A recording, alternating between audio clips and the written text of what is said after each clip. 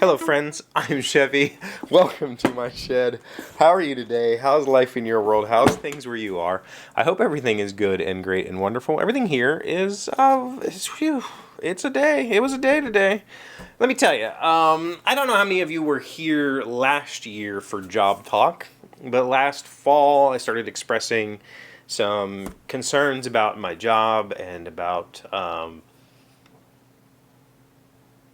career in programming, and I started looking to kind of make a lateral move, or hopefully a forward move, because at my job, I can't really, I have to be very careful about what I say, but I work for the government, and I'm in my current position. That's it. Where I'm at is all there is, and I would basically just stay in this role for 20 years and then retire. And there's not really any other option in my government organization, right? It's not like, this is not a standard, typical like programming organization where I can move into a lead position, or I can move into like a project position, or like there is no. It's just it. This is it. This is your job from now until you retire, and there's no salary advancements, and it's been that way. I've been there almost 3 years. I think I started in January of 2018, so it'll be 3 years in January, and or maybe it was February, whatever. It's almost 3 years, and my career became stagnant after the first year. I received a small pay raise that moved me to the next, like, there's 2 tiers of programmer. I got moved to the next one, and that's it. You're stuck. Good luck. That's it. I just go to work and collect a paycheck. And for me personally, that's not conducive to me wanting to continue I want to grow personally. Personal growth has always been something that's very, very important to me. I hope that you figured that out. My emotional personal growth has been huge because I am a man-child, and my emotional growth did stagnate in my 20s, and it really caused a whole lot of problems with relationships and all that sort of stuff. And I've been working on that for years.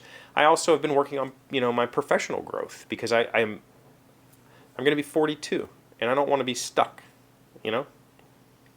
So my boss has told me for the last good while that she's been trying to figure out a way to elevate me, to pay me more, and what it basically comes down to is I have to change jobs. Kind of. I have to do one of those little dances where we post a job that I'm hyper qualified for. Let's put it that way. But in order to do that, I have to be hyper qualified. And right now, I'm qualified for the job that I'm doing, but not anything else. Therefore, in comes PMI certification, project management certification.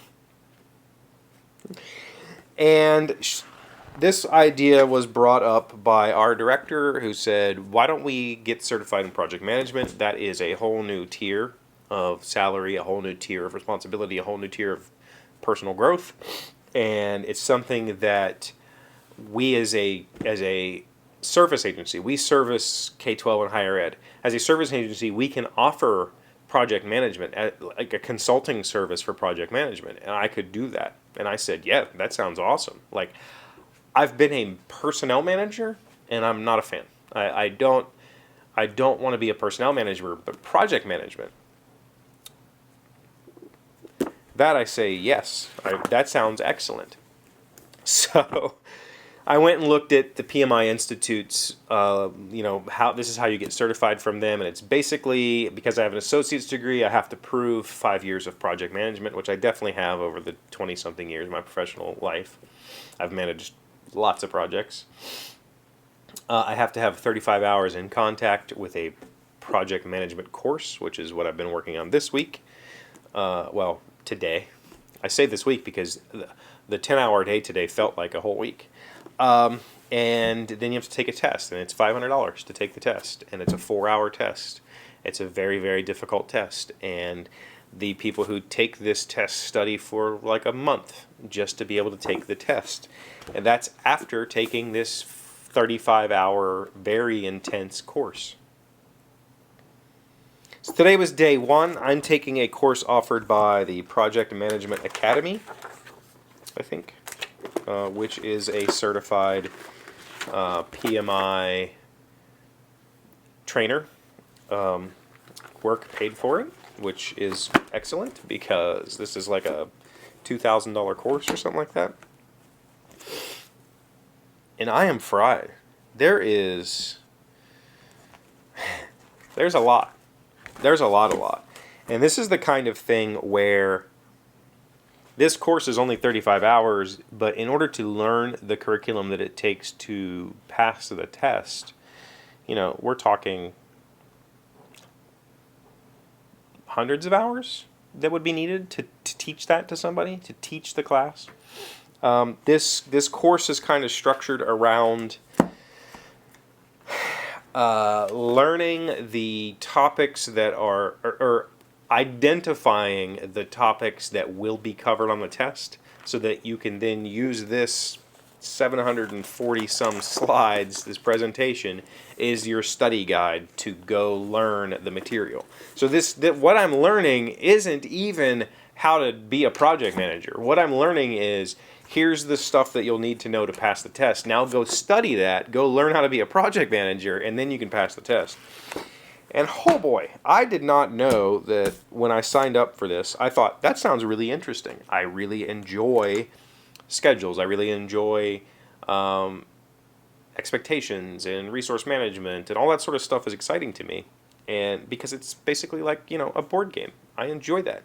So I was really excited about the concept of becoming a project manager. And I said, yeah, I've definitely managed the 5 years worth of project. I'm good. This would be very fun for me. What I didn't realize was, you know, and this is just the materials that are provided by the school. I still need to go purchase, well, work will purchase it for me, the PMI handbook. It's called the PMBOK, which is the Book of Knowledge, which is the Bible of project management. And that's the thing that I really have to study.